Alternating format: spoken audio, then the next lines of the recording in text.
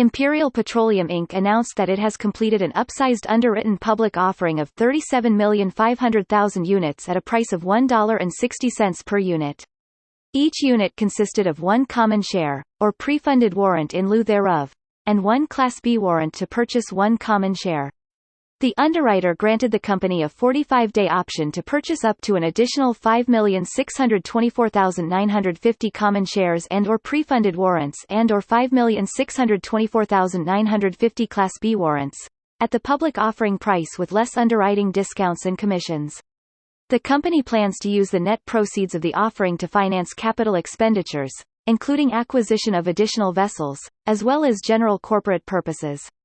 Each Class B warrant is immediately exercisable for one common share at an exercise price of $1.60 per share and will expire 5 years from issuance.